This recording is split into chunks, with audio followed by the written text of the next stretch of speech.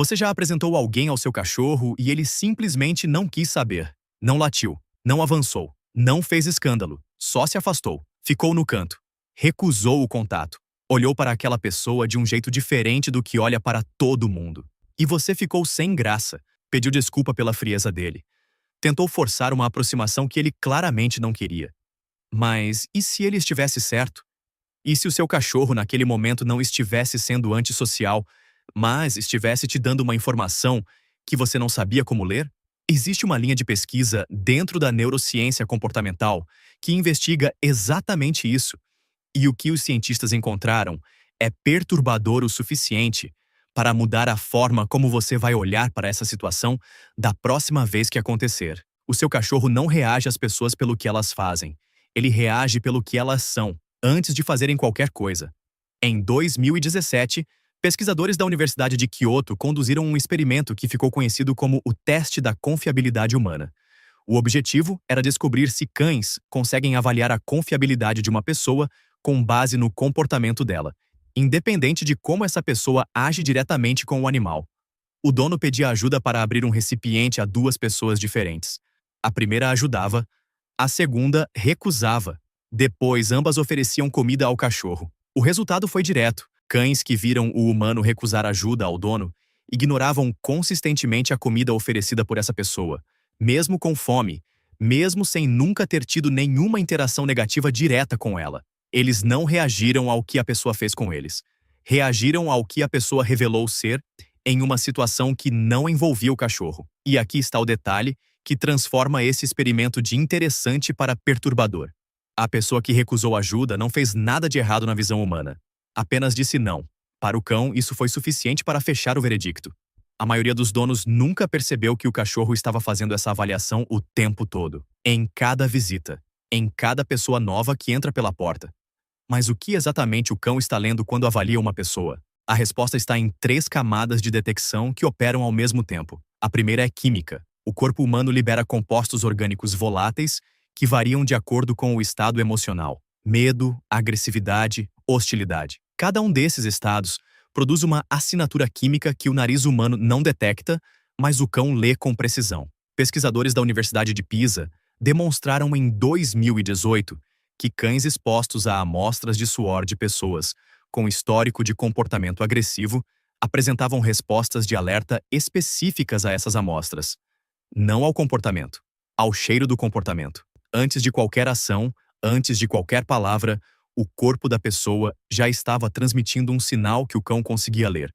A segunda camada é comportamental. Cães são especialistas em microexpressões corporais, movimentos involuntários que o ser humano produz e não controla.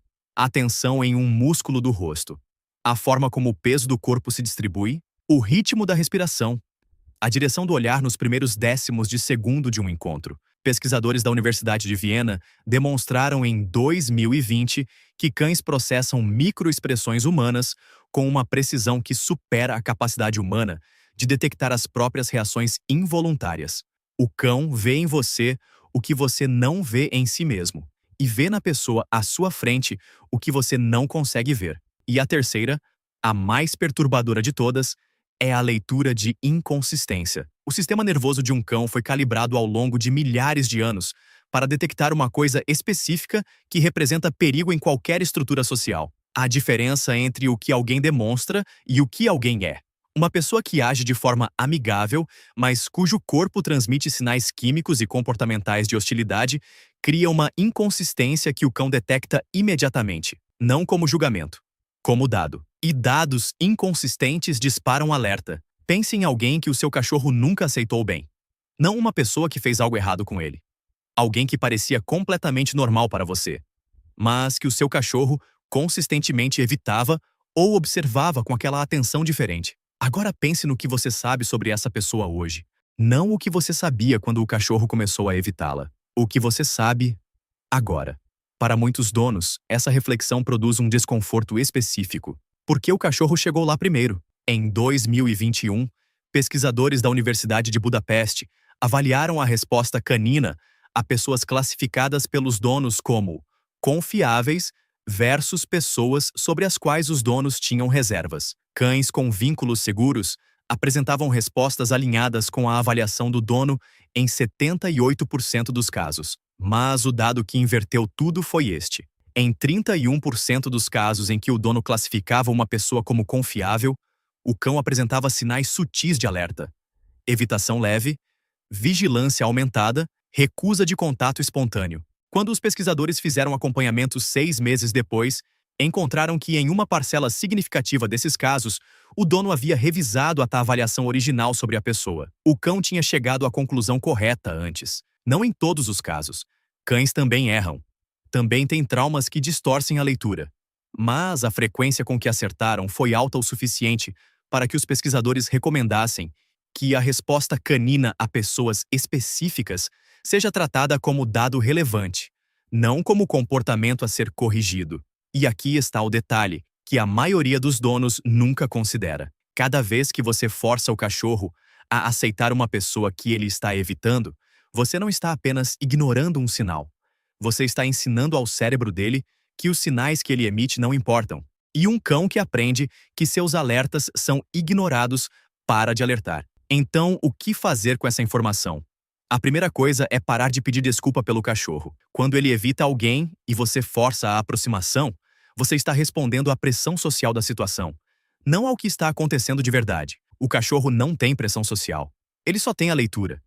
E a leitura dele merece pelo menos tanta atenção quanto a sua. A segunda é aprender a distinguir medo de avaliação. Um cão com medo generalizado evita qualquer contato, com estranhos, com conhecidos, em qualquer contexto. Um cão que faz avaliação específica age diferente com pessoas diferentes, no mesmo ambiente, no mesmo dia, sob as mesmas condições. Se o seu cachorro é sociável com todo mundo e evita especificamente uma pessoa, isso não é medo, é uma leitura.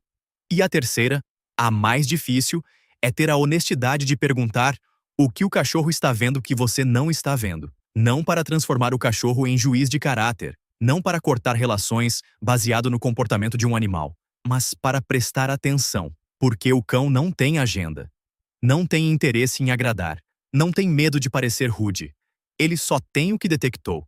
Da próxima vez que o seu cachorro evitar alguém que parece completamente normal para você, lembre-se do que pode estar acontecendo. Ele não está sendo difícil. Ele está te dando uma informação.